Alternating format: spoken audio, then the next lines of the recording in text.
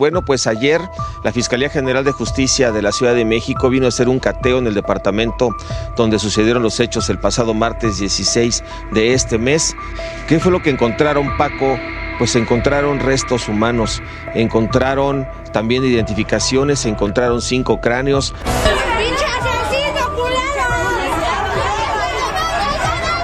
Entré en un frenesí en donde no logré pensar, razonar mis acciones, que mi primer impulso fue atacar a la persona.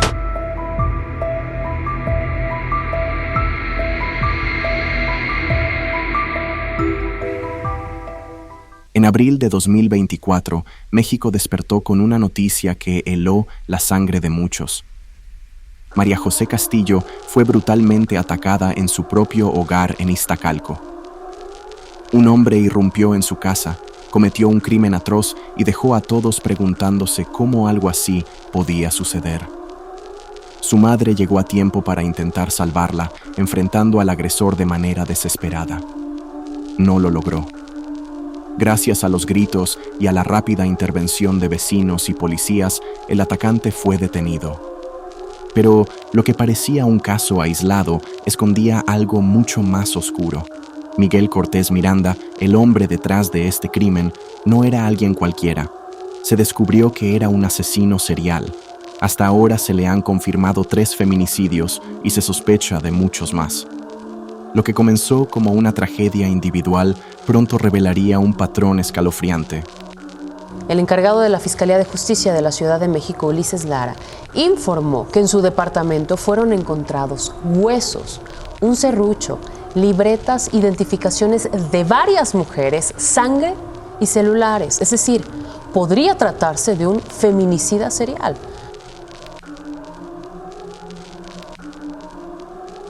Miguel Cortés Miranda nació el 25 de octubre en la alcaldía Gustavo A. Madero, Ciudad de México.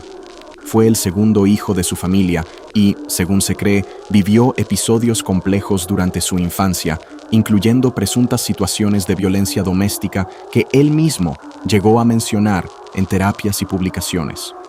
Durante su juventud se orientó hacia las ciencias de la vida. Estudió químico-bacteriólogo-parasitólogo en la Escuela Nacional de Ciencias Biológicas del Instituto Politécnico Nacional, lo que le permitió trabajar en distintos laboratorios de la Ciudad de México. En su entorno, era reconocido por su formación académica y por mostrar intereses culturales.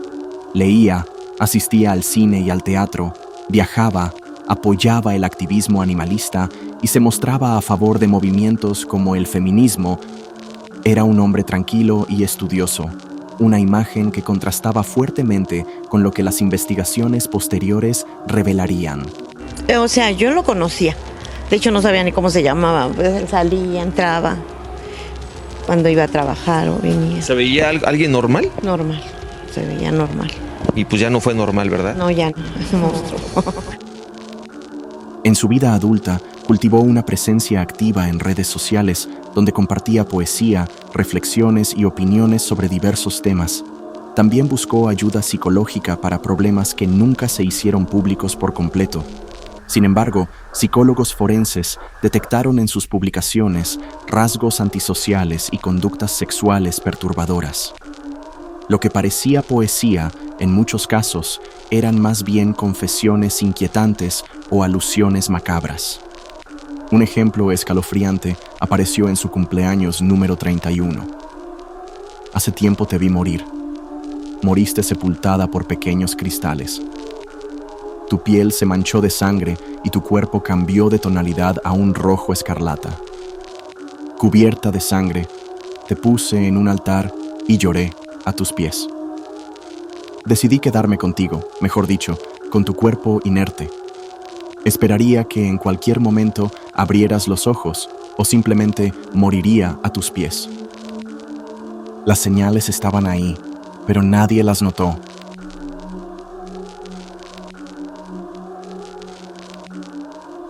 El 16 de abril de 2024, en la colonia La Cruz Coyulla de Iztacalco, Ciudad de México, un ataque brutal conmocionó no solo a los vecinos, sino a todo el país. Esa mañana, María José Castillo, de 17 años, estaba en su casa preparándose para salir. Su madre, Cassandra, había salido por unos minutos, dejando el departamento solo. Lo que nadie sabía era que su vecino, Miguel Cortés Miranda, que vivía apenas unos pisos arriba, había estado observando cada movimiento. Aprovechando la ausencia de la madre, Miguel entró al departamento. Se cree que pudo haber hecho una copia de las llaves o que simplemente encontró la cerradura floja. Una vez dentro, atacó sexualmente a María José y la asesinó con un arma blanca. Cuando Cassandra regresó antes de lo previsto, encontró a su hija inconsciente y a Miguel sobre ella. En un intento desesperado por salvarla, Cassandra se enfrentó al agresor y fue apuñalada múltiples veces en la espalda y el cuello. Los gritos de la madre alertaron a los vecinos, quienes escucharon el horror desde la calle.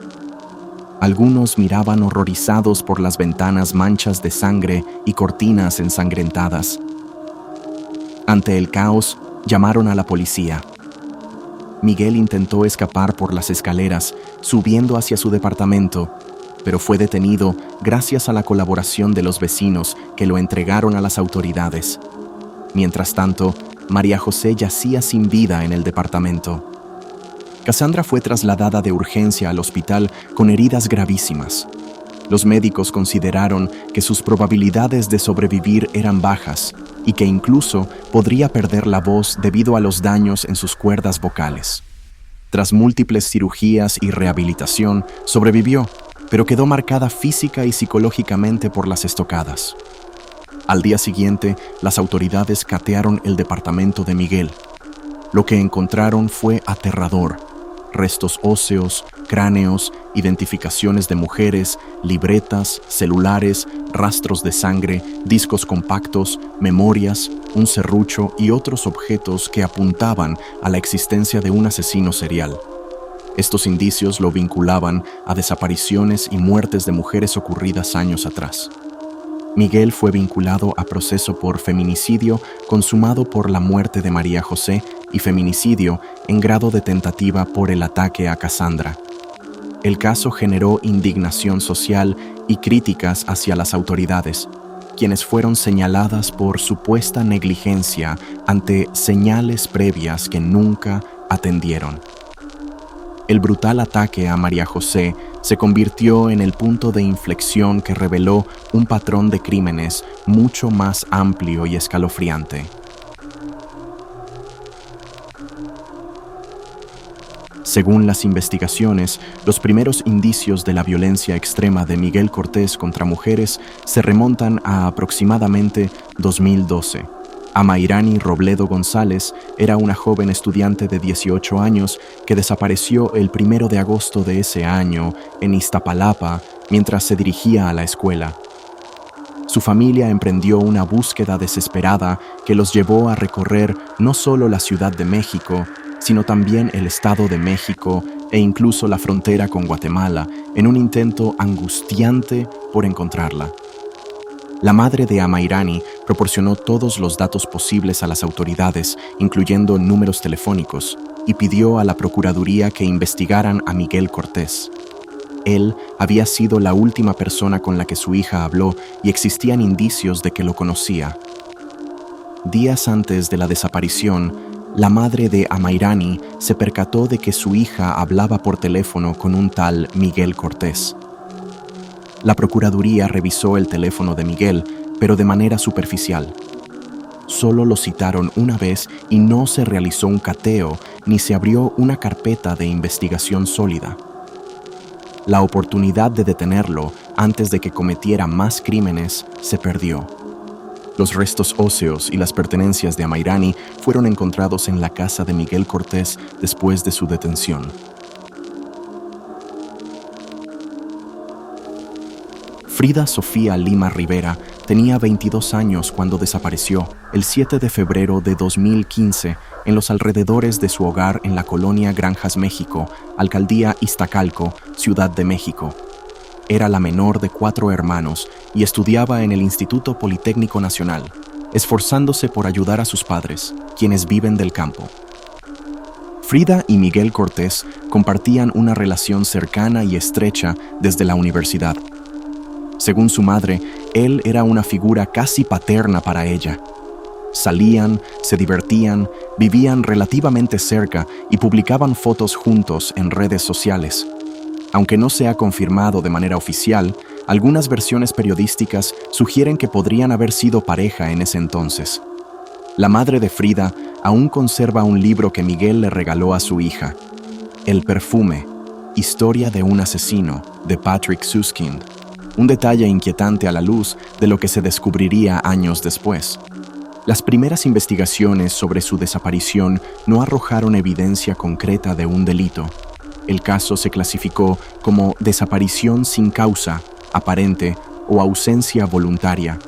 En ese tiempo, y en años anteriores, no existían protocolos claros para tratar feminicidios ni desapariciones de mujeres en la Ciudad de México, y muchos casos se archivaban o investigaban solo parcialmente, sobre todo si no había testigos directos. A pesar de la cercanía entre Frida y Miguel y de que habían hablado recientemente, las autoridades no profundizaron en los registros que lo vinculaban. Nunca lo citaron ni catearon su domicilio, dejando un vacío que años más tarde resultaría escalofriante. Los restos óseos y las pertenencias de Frida Sofía fueron encontrados en la casa de Miguel Cortés después de su detención.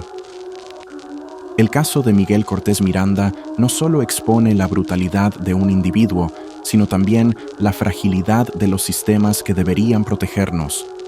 Cada víctima nos recuerda que la violencia no ocurre en aislamiento. Hay señales, advertencias, gritos de auxilio, y muchas veces se pierden entre la burocracia, la negligencia o la indiferencia. La historia de Miguel no es solo la de un asesino, es también la de un fracaso colectivo. Denuncias ignoradas, investigaciones superficiales, protocolos insuficientes y la falta de perspectiva de género en la justicia. Cada error, cada oportunidad perdida, permitió que continuara su espiral de violencia. Este caso nos obliga a cuestionarnos: ¿cómo protegemos realmente a los más vulnerables? ¿Qué estamos haciendo para escuchar los primeros signos de alarma antes de que sea demasiado tarde?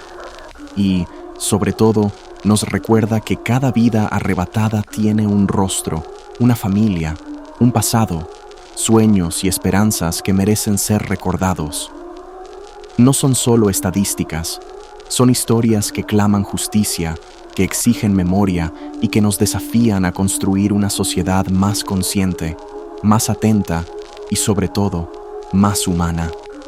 Miguel Cortés Miranda falleció el 13 de abril de 2025 por un paro cardiorrespiratorio ocasionado por una intoxicación con medicamentos controlados que tomaba con frecuencia. De igual manera, al caer de la litera, sufrió un traumatismo cráneoencefálico. Su presunto fallecimiento está en 2 líneas de investigación debido a que previamente realizó llamadas telefónicas a los familiares de las víctimas estando cercana una audiencia judicial. Murió sin recibir sentencia.